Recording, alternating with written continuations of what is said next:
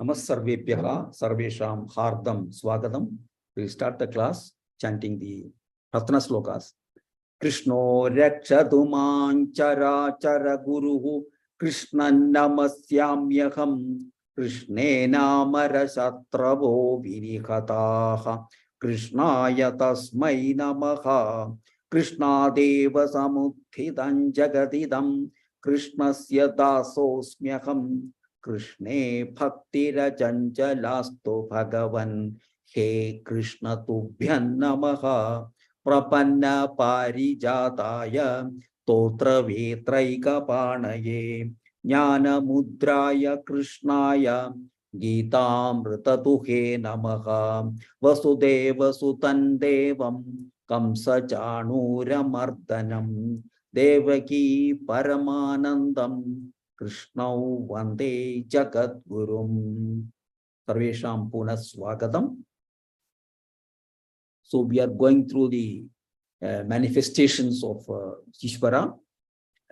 Whatever you see in the nature is a manifestation of Ishvara. Whatever is strikingly attractive or strikingly important, they are all manifestations. They are all important manifestations. So in that, this thing, Bhagavan is continuing. We'll continue. Anasuya Bhagini. Vedanam Samavedosmi. Vedanam Samavedosmi. Vedanam Samavedosmi. Devanamasmi Vasavaha. Devanamasmi Vasavaha. Devanamasmi Vasavaha. Indriyanam Manaschasmi. Indriyanam Manaschasmi. Indriyanam Manaschasmi. Bhutanamasmi Chetana. Bhutanamasmi Chetana. Bhutanamasmi Chetana. Uttama. So here Bhagavan says, one of the names given to Vishnu is Samaga, which means the chanter of Samaveda. So there are three, there are four Vedas, Rig, Yajur, Sama, and Atharva. So Saman is one of the best set to music. So it is therefore enchanting to listen, even if you don't understand, it is enchanting to listen to that Samaveda. If you can, even if you cannot understand it, if you can get a recording of Samaveda, you just listen to it. It is very, very ennobling and reminder of God. So thought of God comes to all those who chant or hear it. So if you can afford, if you can make it, get a record of Samaveda chanting and listen to it. So it is verily the glory of God. So it is best to listen to that. And this is about, so among the Vedas is the Samaveda, and among the Devas is Vasava. So Vasava is another name of Indra, the Lord of the Devas. So by sheer merit, deserving ones rise to this position of Indra position. So, so therefore all the merits and glories that one achieves are due to Bhagavan only, Ishvara only. And that is the Devana must be Vasavaha, the Indriyanam Manaschasmi. So the functioning of the five senses, that is the listening, seeing, smelling, touching, and tasting, all these are controlled by the mind. If the mind is not there, then nothing is there. Your senses functioning will be not useful. So that is an attribute of the Lord, is mind, which is controlling the senses. So that is an attribute of the Lord. And the last one is Bhutana must be Chetana. So difference between living and the dead is the presence of the consciousness. So the more a person is becoming more and more clear and evolved, his consciousness become more and more pure. So ultimately pure consciousness gets equated with God. Pure consciousness is God himself. So these are all some of the attributes or manifestations of God. And a wealthy man, you recognize him by his wealth. And these are the glories of the God. So a wealthy man is recognized by wealth, and God is recognized by these qualities of Bhagavan. This is what Bhagavan says here. So Vedanam Samavedosmi, Devanam Asmi Vasavaha, Indriyanam Manaschasmi. So among the Indriyas, I am the mind, and Bhutanam Asmi, the consciousness. That is the living force. Among all the beings, the living force is Bhagavan himself. So there's nothing, only Bhu. This is only the important thing here. This is the Mahaprana. We'll continue. Pushpa Bhagini. Vedanam Samavedosmi. Vedanam Samavedosmi. Vedanam Samavedosmi. Devanam Asmi Vasavaha. Devanam Asmi Vasavaha. Devanam Asmi Vasavaha. Indriyanam Manaschasmi. Indriyanam Manaschasmi. Indriyanam Manaschasmi. Bhutanam Asmi Chetana. Bhutanam Asmi Chetana. Bhutanam Asmi Chetana. Vedanam Samavedosmi. Devanam Asmi Vasavaha.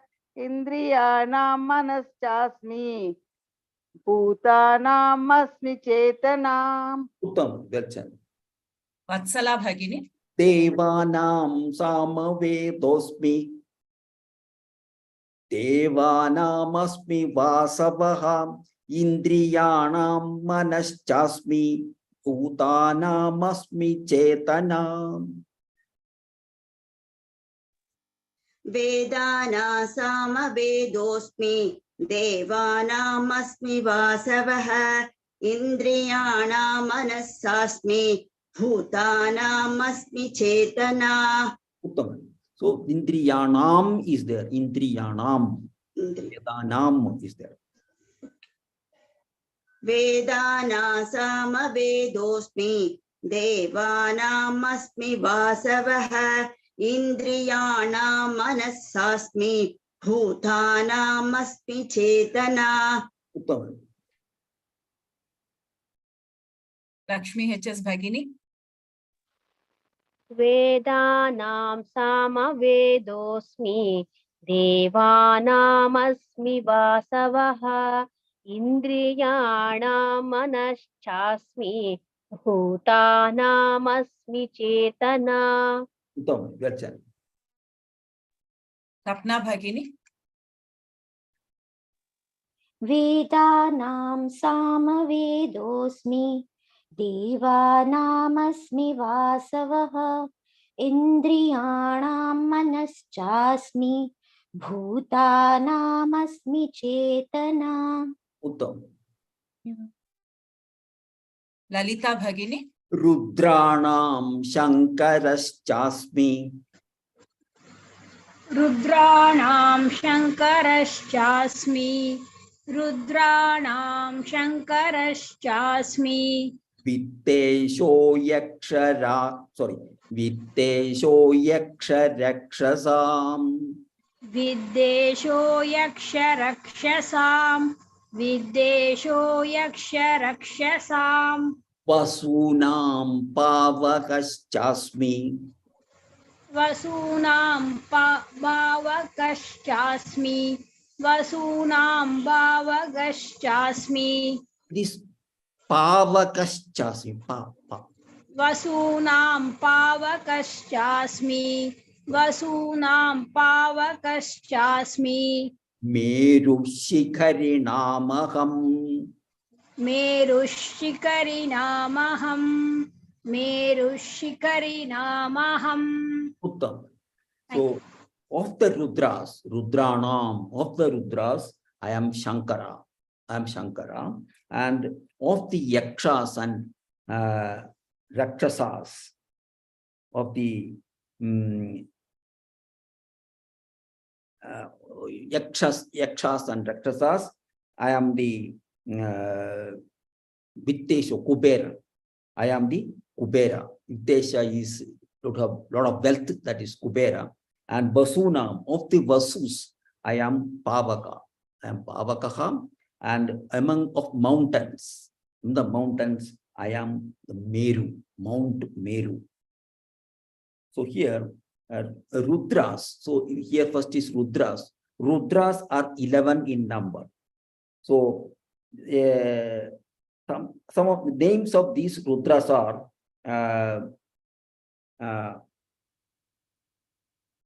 Ajekapad, Ahirbudhnya, Virabhadra, Girisha, Shankara, Aparajita, Hara, Ankaraka, Pinaki, Bhaga, and Shambhu. They are the 11 Rudras. The function of these Rudras is to make people cry. To make the people cry is the meaning of the word Rudra. So, but people crying are mainly for either prayers or shreyas. Prayers is the earthly enjoy pleasant things like earning wealth, having good family, good listing, all these pleasurable things. So this is for prayers. So, and shreyas is for good, that is for your moksha, or the preparation for your moksha and your efforts towards moksha. So these shreyas and prayers. So Rudras help in this particular aspect for gaining these prayers or shreyas, and they Rudras make them cry for shreyas. Shreyas is to attain moksha. You have to really cry to get moksha. You've heard of people doing that of this.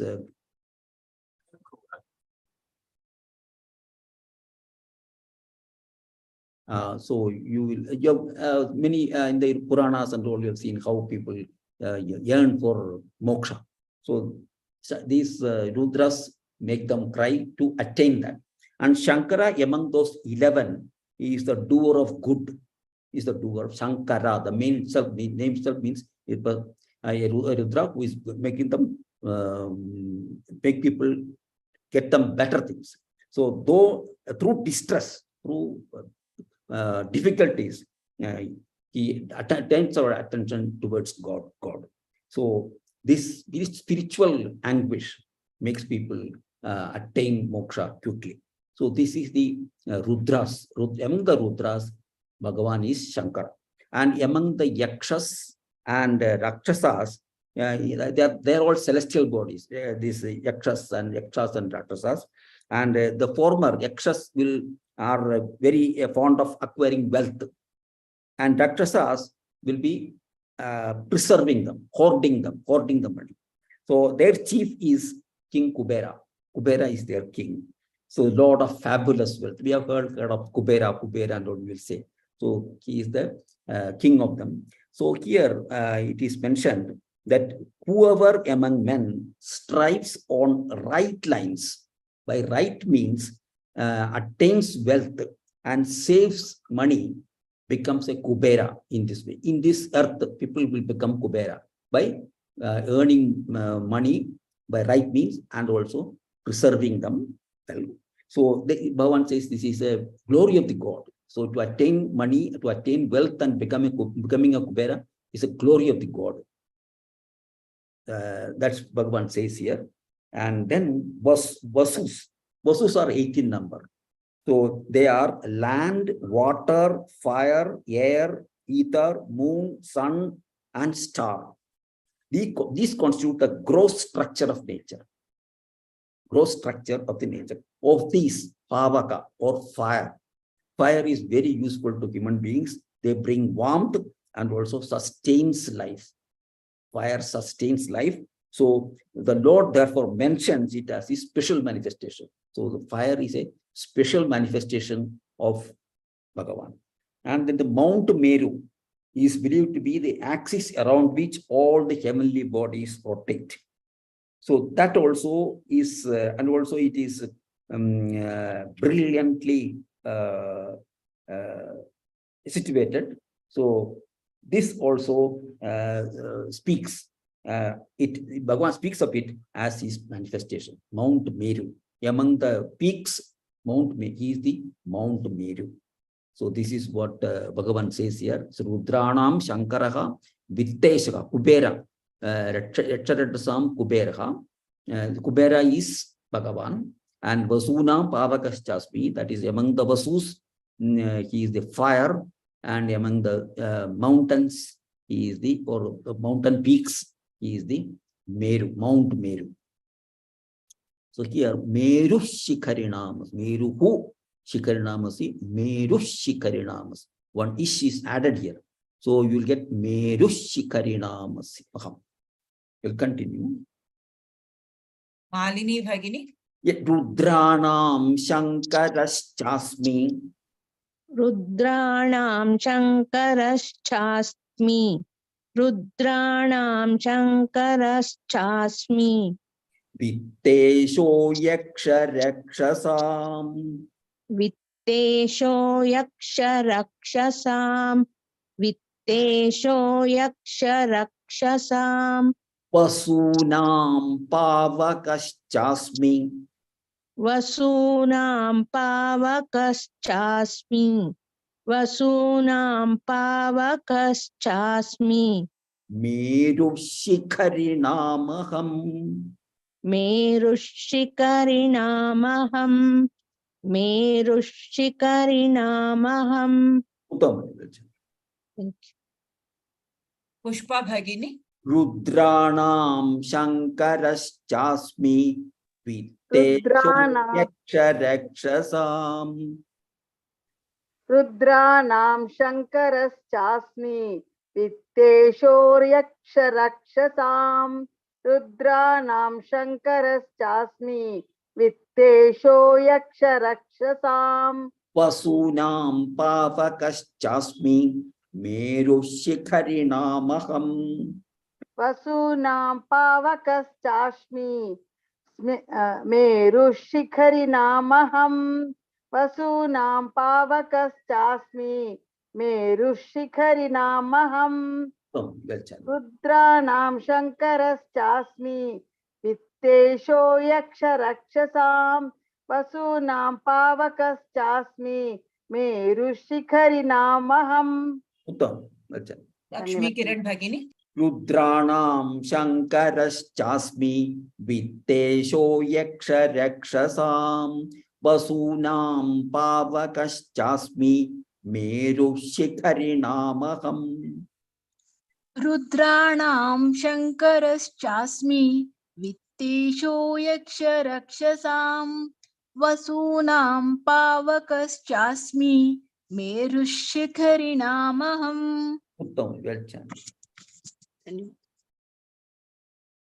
Raghunath Mahodaya. Rudranam Shankaraschasmi. Vittesho Yaksha Rakshasam.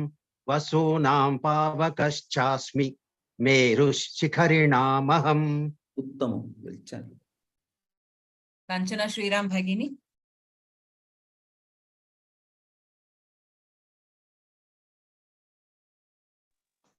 Rudranam Shankaraschasmi.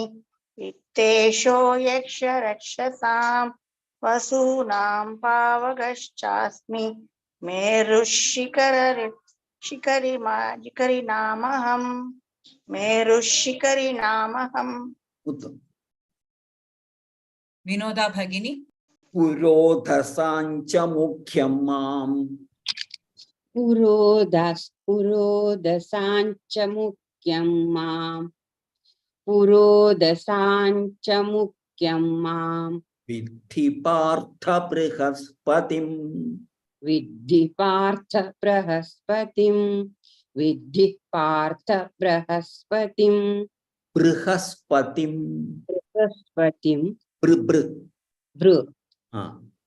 Brahaspatim. Yes. Vidyadhi Partha Brahaspatim. Viddhi Partha. Viddhi Partha Brahaspatim. Senani Namaham Skandaha. सेनानीनामहं स्कन्दः सेनानीनामहं स्कन्दः Sarasamasmi Sagaraha. सरसामस्मि सागरः सरसामस्मि सागरः Uttam. So Purodasancha Mukhyam Vidhi Partha Brihaspatim. So of priests, Purodasa means priest. O Partha, know me to be the chief, and he is Brihaspati. So I am Brihaspati. Among the priests, I am the Brihaspati. Of the generals in the army generals, I am Senanina Maham Skanda. And of the bodies of water bodies, I am the ocean. Sarasa must be Sagara. Of the water bodies, I am the Sagaraha. I am the ocean. So the function of the priest is to administer ritualistic worship. He comes to different homes and he will administer the ritualistic worship, and he also advises among how to conduct activities and all that. He does that. So Brihaspati discharges the sacred duty among the devas. Brihaspati is doing this work among the devas. So he is the deity of great eminence. So seekers of learning and wisdom pay homage to Brihaspati. They worship Brihaspati for their advice and for learning and wisdom. So it is but proper that to behold him as endowed with attributes of Ishvara. He has the attributes of Ishvara, Brihaspati. And then next is the godhood, that is the attaining God. It is through right understanding and right execution. So these two qualities are personified by Ganesha and Skanda, both sons of Shiva. So his second son Skanda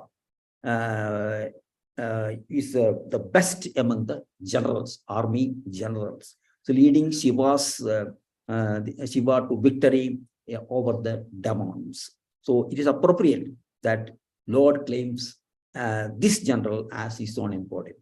So Lord is manifesting through Skanda as among the generals, and the ocean. So water bodies, you can see ocean is vastly expansive, infinite. When you look at an ocean, you will never see the end of that. It will be vastly spread all over. So infinite, you are remember of infinity.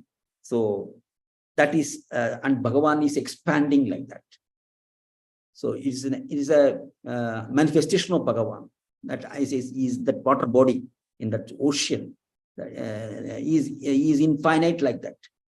So when you come across or when you see a ocean, you see that infinity of that, and you are becoming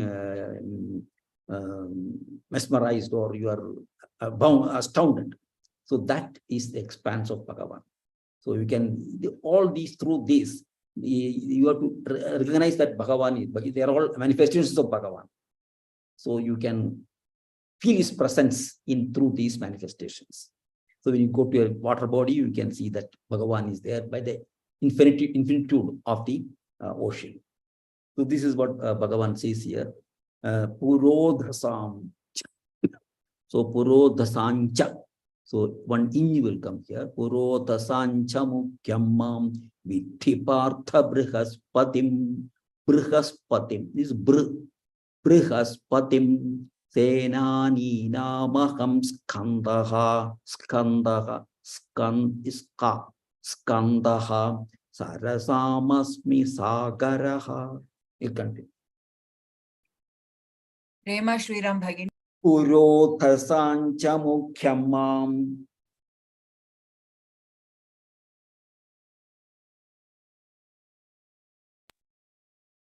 Sorry, BB Supriya Bhagini.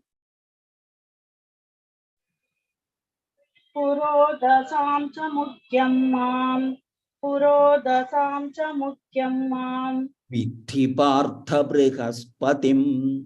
विद्धि पार्थ बृहस्पतिं विद्धि पार्थ बृहस्पतिम् सेनानीनामहं स्कन्दः सेनानीनामहं स्कन्दः सेनानीनामहं स्कन्दः तरसामस्मि सागरः सरसामस्मि सागरः सरसामस्मि सागरः उत्तम well धन्यवाद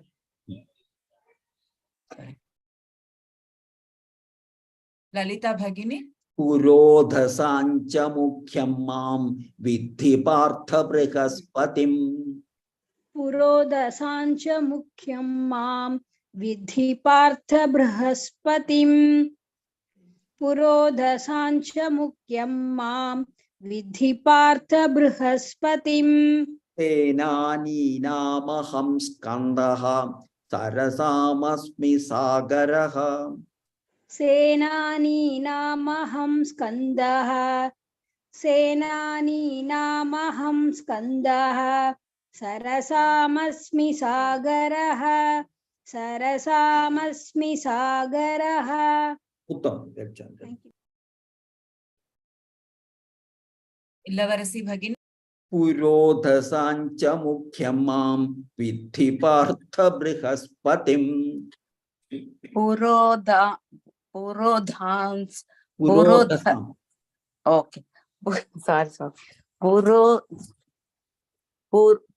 पुरोधसाञ्च मुख्यं मां विद्धि पार्थ बृहस्पतिम् पुरोधसाञ्च मुख्यं मां विद्धि पार्थ बृहस्पतिम् सेनानीनामहं स्कन्दः सरसामस्मि सागरः सेनानीनामहं स्कन्दः सरसामस्मि सागरः सेनानीनामहं स्कन्दः सरसामस्मि सागरः उत्तम Next one. Anasuya Bhagini. पुरोधसाञ्च मुख्यं मां विद्धि पार्थ बृहस्पतिम् सेनानीनामहं स्कन्दः सरसामस्मि सागरः रोदसाञ्च मुख्यं मां विद्धि पार्थ बृहस्पतिम् सेनानीनामहं स्कन्दः सरसामस्मि सागरः उत्तम Sapna Bhagini. पुरोधसाञ्च मुख्यं मां विद्धि पार्थ बृहस्पतिम् सेनानीनामहं स्कन्दः सरसामस्मि सागरः उत्तम Kalavati Bhagini. पुरोदसां च मुख्यं मां विद्धि पार्थ बृहस्पतिम् सेनानीनामहं स्कन्दः सरसामस्मि सागरः उत्तम Lakshmi HS Bhagini. महर्षीणां भृगुरहं महर्षीणां भृगुरहं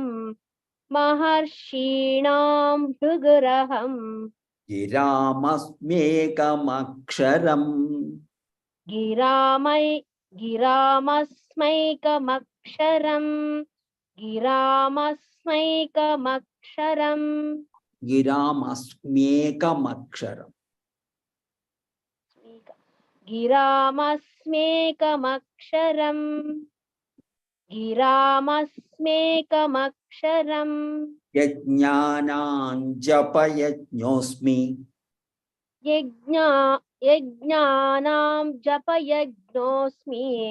यज्ञानां जपयज्ञोऽस्मि स्थावराणां हिमालयः स्थावराणां हिमालयः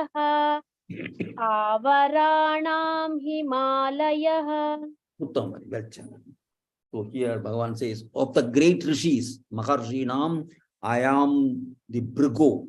I am Bhrigu. So here we have seen the Saptarshis.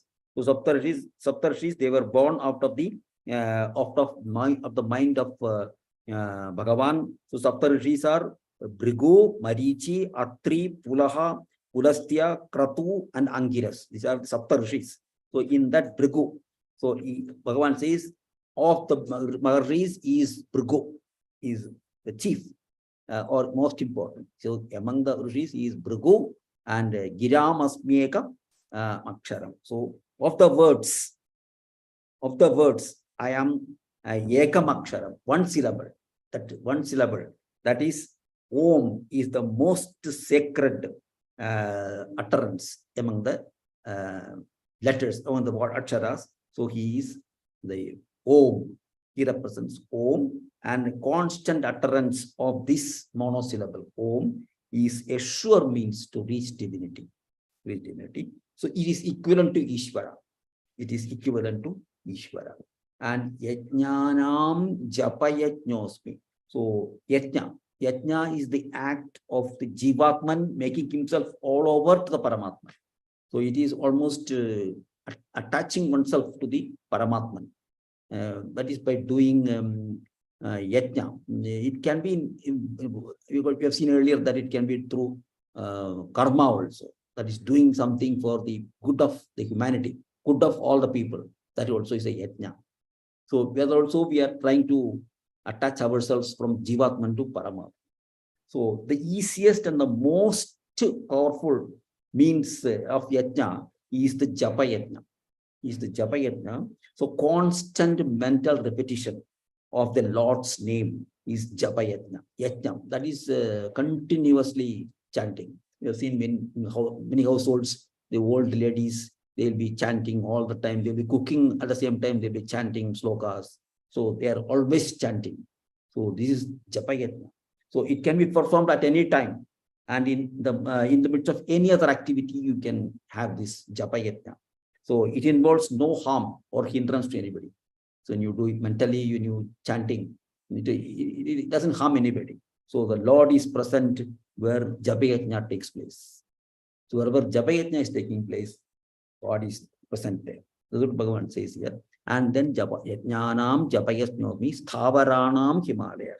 So among the immovables, that is the doesn't move things, that is unmoving things. Among all the unmoving things is represents Himalaya, represents him. Himalaya, you can see the tallest mountain in the all over this thing, that represents Ishvara. So japa yajna represents Ishvara, and Om syllable represents, and among Maharishis, Bhrigu represents Ishvara. So this is what in this Bhagavan says. So Maharshinam Bhriguraham Giram Asmi Ekamaksharam. Giram Asmi Ekamaksharam. Giram means among the words, and Asmi, and is always is he, Asmi Ekamaksharam, that is syllable, one syllable word, that is the Om. And Yajnanam Japa Yajnosmi. Here there is a Yajnanam Japa Yajnosmi. There is a Aniswara rule there. Sthavaranam Himalaya. We'll continue. Anita Sharma Bhagini. Maharshinam Bhriguraham.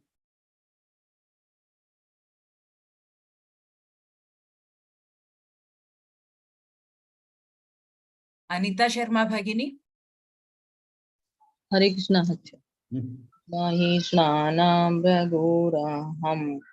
Mahishranam Bhraguraham. Maharshinam.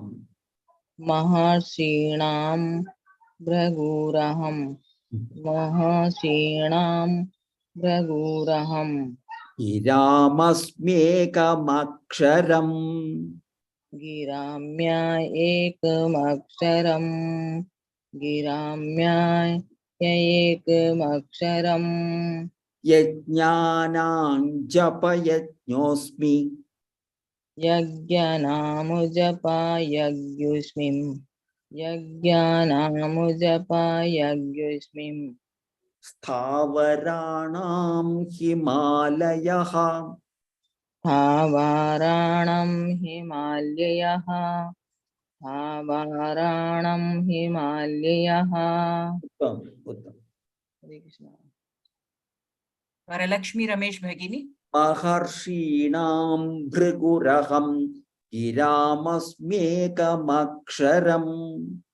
महर्षीणां बृहुरहं गिरामस्मेघमक्षरम् महर्षीणां बृहुरहं गिरामस्मेघमक्षरम् यज्ञानां जपयज्ञोऽस्मि स्थावराणां हिमालयः. यज्ञानां जपयज्ञोऽस्मि स्थावराणां हिमालयः यज्ञानां जपयज्ञोऽस्मि स्थावराणां हिमालयः. उत्तम. Thank you, sir. Raghunath महोदय. महर्षीणां भृगुरहं गिरामस्म्येकमक्षरम्. यज्ञानां जपयज्ञोऽस्मि स्थावराणां हिमालयः. महर्षीणां भृगुरहं गिरामस्म्येकमक्षरं यज्ञानां जपयज्ञोऽस्मि स्थावराणां हिमालयः. उत्तम. लक्ष्मी किरण भगिनी. महर्षीणां भृगुरहं गिरामस्म्येकमक्षरं यज्ञानां जपयज्ञोऽस्मि स्थावराणां हिमालयः. उत्तम. सपना भगिनी. महर्षीणां भृगुरहं गिरामस्म्येकमक्षरम् यज्ञानां जपयज्ञोऽस्मि स्थावराणां हिमालयः. उत्तम. कांचना श्रीराम भगिनी. अश्वत्थः सर्ववृक्षाणां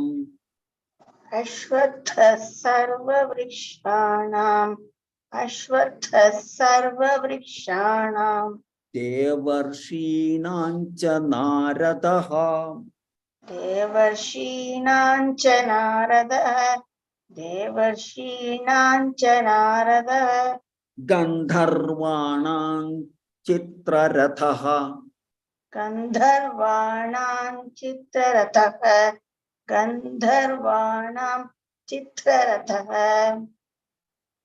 सिद्धानां कपिलो मुनिः. सिद्धानां कपिलो मुनिः. उत्तम.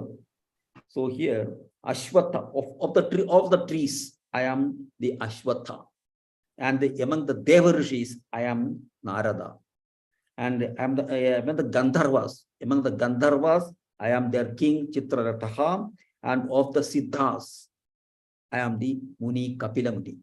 I am the Kapila Muni. So Ashwatha is the people or the holy fig tree.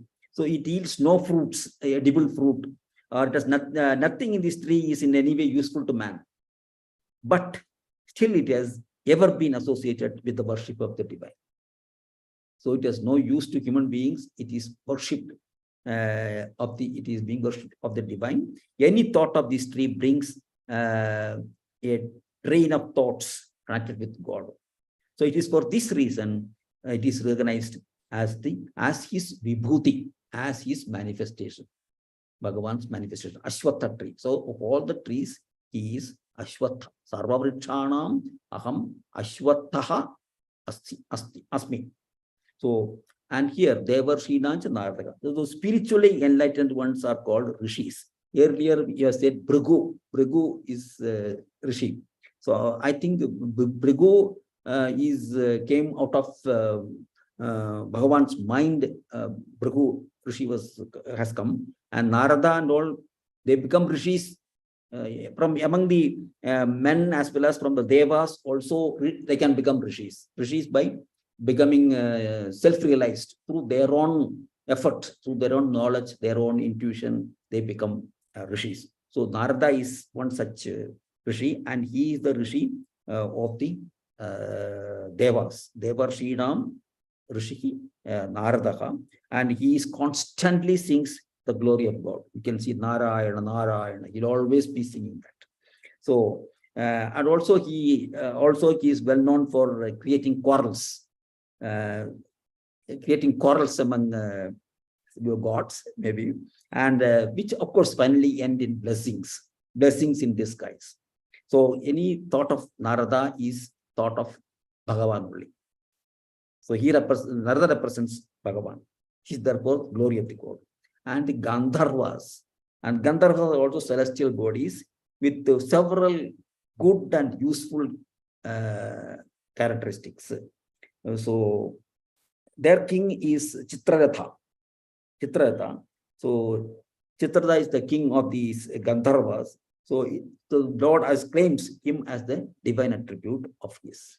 So Chitraratha represents Bhagavan among the Gandharvas. So, and Siddhas are people who are endowed from birth onwards. From the very birth, they are righteous and full of wisdom, dispassion, and overlordship. So they are the very birth itself, they are blessed to have these qualities. And a Muni is he who constantly is in Japayatna. Is constantly in Japayatna. And sage Kapila, Kapila Muni is one endowed with these virtues, all these virtues. He is Siddha. So Bhagavan, this Siddha, Kapila Muni represents Bhagavan. And he is the author of the Sankhya Yoga. There are different philosophies are there, Sankhya philosophy, Vedic, the Advaita, and all that. So here he is the first philosophy, that is Sankhya philosophy. He is the author of Sankhya philosophy, Kapila Muni. So he is also considered further as the incarnation of Vishnu.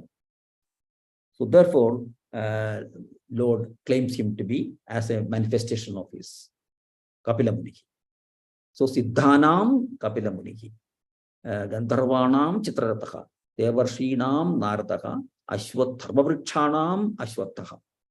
So that is what Bhagavan, Ashwathas Sarvavritshana. There is one Sakara will come here. Ashwathas Sarvavritshana, Devarshinancha Naradaha, Gandharvanam Chitraratha, Siddhanam Kapilo Muni. Will continue. Pushpa Bhagini. Ashwathas Sarvavrikshanam. Ashwathas Sarvavrikshanam. Ashwathas Sarvavrikshanam. Devarshinancha Naradaha. Devarshinancha Naradaha. Devarshinancha Naradaha. Gandharvanam Chitraratha. Gandharvanam Chitraratha. Gandharvanam Chitraratha. Siddhanam Kapilo Munihi. Siddhanam Kapilo Munihi. Siddhanam Kapilo Munihi. Tom, your channel. Dhanyavad.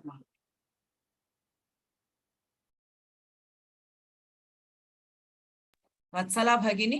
Ashwathas Sarvavrikshanam Devarshinancha Naradaha. Ashwathas Sarvavrikshanam Devarshinancha Naradaha. Ashwathas Sarvavrikshanam Devarshinancha Naradaha. Gandharvanam Chitraratha. Siddhanam Kapilo Munihi. Gandharvanam Chitraratha. Siddhanam Kapilo Munihi. Gandharvanam Chitraratha. Siddhanam Kapilo Munihi. Uttam, your channel. Supriya Bhagini.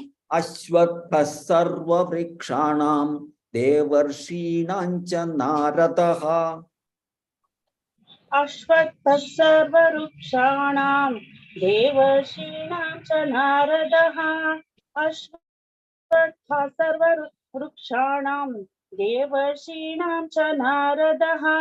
Gandharvanam Chitraratha. Siddhanam Kapilo Munihi.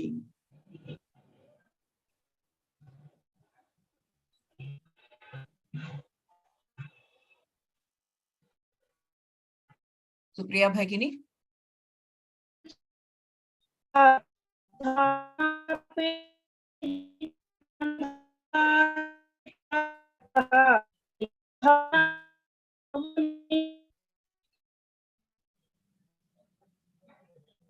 Lalita Bhagini. Ashwatha sarva vrikshanam devarshinaam cha narataha gandharvanam chitrarataha siddhanam kapilo muni. सर्ववृक्षाणां देव Lalita Bhagini. अश्वत्थः सर्ववृक्षाणां देवर्षीणां च नारदः गन्धर्वाणां चित्ररथः सिद्धानां कपिलो मुनिः. Uttam. Anasuya Bhagini.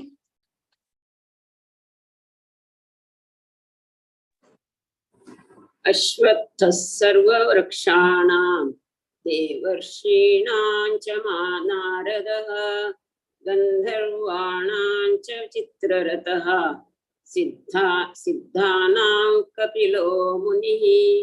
Uttam. Lakshmi HS Bhagini.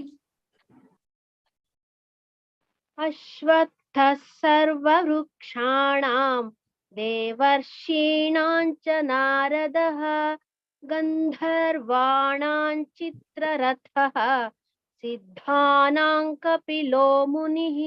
Uttam. Very good.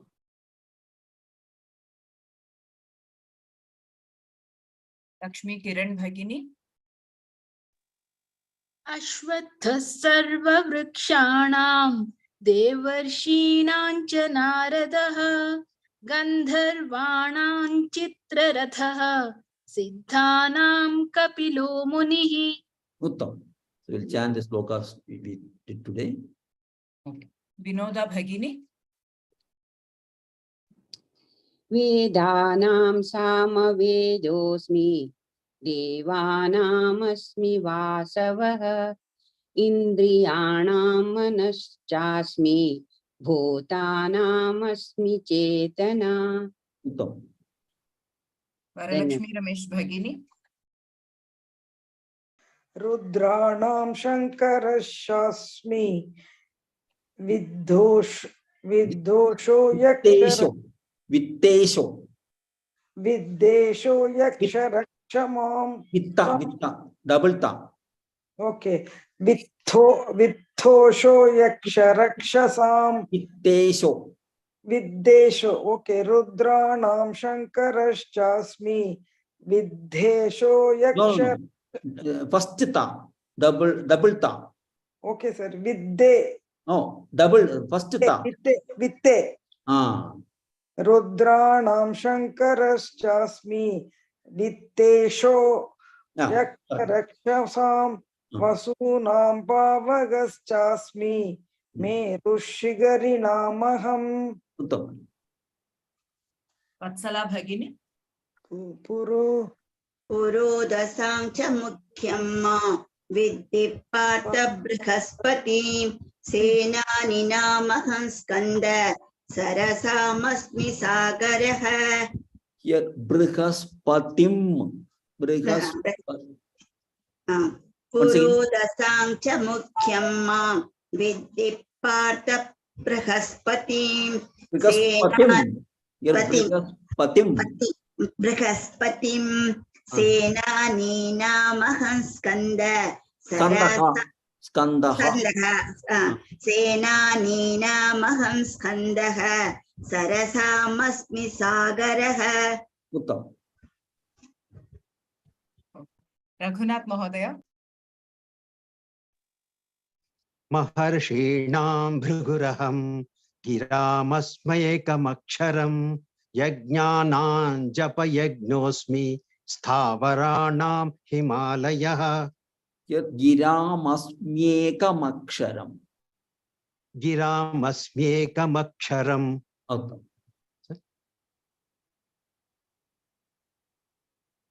Malini Bhagini. अश्वत्थ तत्सर्ववृक्षाणां देवर्षीणां च नारदः गन्धर्वाणां चित्ररथः सिद्धानां कपिलो मुनिः. Devarshinam. Dirgha is there. Okay. देवर्षीणां च नारदः गन्धर्वाणां चित्ररथः सिद्धानां कपिलो मुनिः. Uttam. So we will conclude here. Samapayamaka. We'll conclude with the Shanti mantra. Om Purnamadav Purnamidam Purnat Purnamudachyate Purnasya Purnamadaya Purnamevavashishyate. Om Shanti Shanti Shanti. धन्यवादः पुनर्मिलामः राम राम राम धन्यवादः महोदय. धन्यवादः महोदय. धन्यवादः महोदय.